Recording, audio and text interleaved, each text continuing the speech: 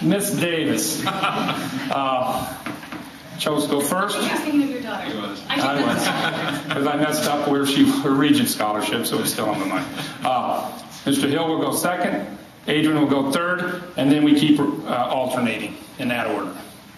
Thank you. I'll turn it over to Dan. Good afternoon, ladies and gentlemen. You are listening to a live stream of the Nebraska 3rd District Congressional Candidate Forum. I'm Ken Rogers from KRVN Radio and the Rural Radio Network. One thing I will ask the candidates is please pull the microphones close to you to make sure we want our large audience in attendance here to be able to hear everything that you are saying. What we will do, we will now start with the questions, and I will tell you what group they came from, and then here we go. We will start now with the question from the Nebraska cattleman. The federal estate tax was reduced to near zero on January 1st of this year. It will revert back to the 2001 standards if Congress does not act by the end of this year. What is your position on the federal estate or death tax situation, and do you support or oppose permanently ending the estate tax? I believe I'm first. I do not support completely ending the estate tax, and for this reason. In our country, the original intent of the estate tax was to prevent large accumulation of wealth unnecessarily. And I say that because if we look at the estate tax as it affected people in 2009, the last year that it was in place, it affected only 5,000 families. Now sure, that's still a large number, but compared to the number of families nationally, we should keep in mind the fact that the original intent was to keep small and medium-sized operations in business. I do not support the idea of a Walmart-style, only large business, large agriculture aspect to our state. So as I say this, I recognize that, I feel like the mic just picked me up a little better. There we go. I say that because I know that this is one very strong contrast between myself and my opponent to the left. But the reason why sensible estate tax policy in our country matters to us is that I think we should recognize how much small and medium-sized operations benefit our state. Knowing that, I would advocate for a policy similar to what the Farmers Union espouses, and that is something with a sensible threshold, perhaps something like a $4 million threshold with special provisions in place for farm and ranching operations to make sure that if the operation continues as the primary form of employment for the next generation, that there are special considerations for them. What I don't want to see happen is a Walmart-style approach to agriculture in our state, which is why I think the estate tax actually does benefit our state as a whole, so long as there's a sensible threshold, so long as it is a sensible rate, and something that keeps our already very large operations from getting very larger at the expense of our small and medium-sized operations. Thanks. Dan. I oppose the estate taxes, death taxes.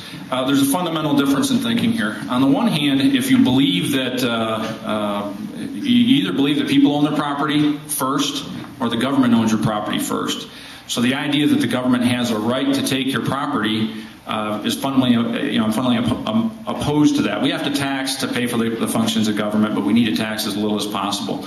And the idea that we're going to do social engineering and say, well, it's not right for this family to accumulate wealth, well, they're the ones that earned it. So I'm opposed to the death tax. Do I think we'll completely eliminate it? I don't know. But if we can at least raise those levels, decrease the percentages, the $10 million exemptions, things like that. But I'd prefer to see it gone altogether.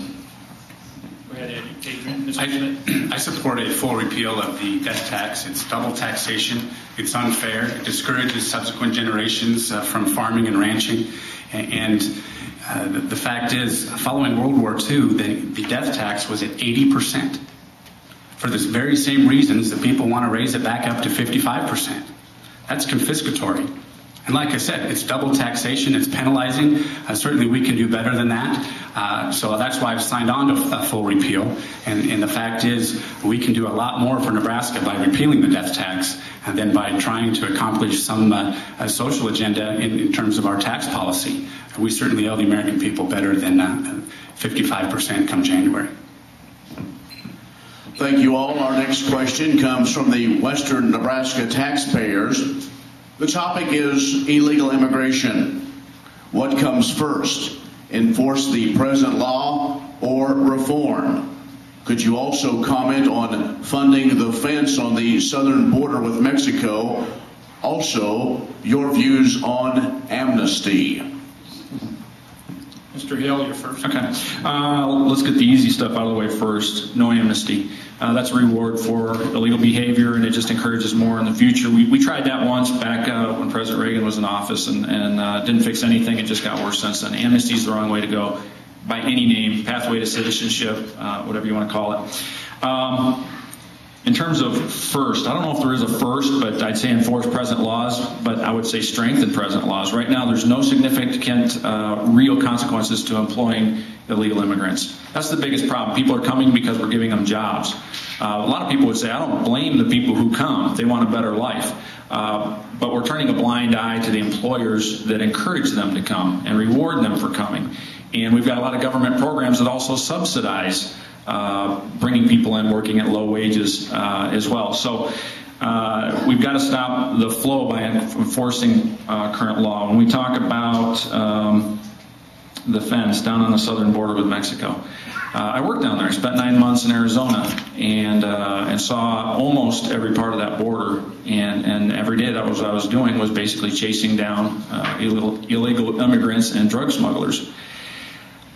I don't think you'll find very many Border Patrol agents down there. I'm tempted to say you won't find any Border Patrol agents down there that believe that the fence is the best part of the answer. Now, we need strong border security, and a lot of that has to do with the drug trafficking and the potential for terrorists. But if we built a hugely expensive wall, 2,200 miles through terribly rugged terrain, all of those guys will tell you, well, what's going to keep them from coming by water? They're going to come by water. They'll go to Canada and walk across. So workplace enforcement is the key, and we've got to get the federal government working with state and local entities to, in a cooperative manner, and stop the demand for them.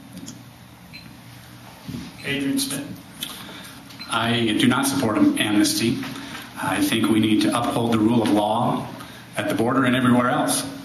And we have a lot of laws in place that have not been enforced by both the Bush administration and the current administration. And we can do a lot better. I have supported, through my votes in Congress, the fence because it plays an important part of the whole enforcement mechanism. And the fact is, I'm the great-grandson of German-Russian immigrants. They came through Ellis Island. I'm told it was pretty rigorous. They had to ensure that they could support themselves, that they had a sponsor over here. It didn't take several years, several $1,000s and an attorney, basically a policy that effectively encourages illegal immigration. Whether it's in-state tuition for illegal immigrants or other policies, we cannot afford to have incentives that further encourage more illegal behavior. Ms. Davis. I think we should be careful to point out that the question of illegal immigration and national security often get conflated. While the two are related, they are not mutually exchangeable. One point in reference would be looking back at the 9/11 hijackers. Every single one of them entered this country legally. I say that because we seem to forget that the question of entering this country alone does not belie the true actions of an immigrant once they get here. Intent, I think, should be part and parcel of the process. I say that in part because not only did the 9/11 hijackers enter legally, but in addition to that, if we're really honest with ourselves, none of their last names were last names like Rodriguez, Garcia, Alvarez. And so I think in many instances, we've used the topic of immigration and illegal immigration in particular as a lightning rod in this country rather than addressing the real root problem. And that is the fact that we have insufficient processing of people seeking to enter this country legally. I've spent a sizable amount of time overseas. One of the things that stunned me, especially in Central America, is the length of the lines of people standing outside the U.S. Embassy. The lines often exceed a mile long. I say that because if our system actually functioned, if we had a mechanism for people who wish to enter lawfully, who wish to do good in our country, to be able to do so, whether it was for a short period of time or a longer period of time, that to me is where the thrust of our work should be. We clearly need a southern border that is secure. But the southern border alone is not going to solve the problem of illegal immigration, especially when we recognize that a sizable percentage of the 10 to 12 million people who are here illegally actually entered legally. If we can recognize the fact that a functioning immigration system is in everyone's best interest, that to me is a start. But it's not just the southern border. It's in addition to that, making sure that our system for people to actually apply for a visa actually works. Thanks. Thank you. Time's up. The next question, Mr. Smith.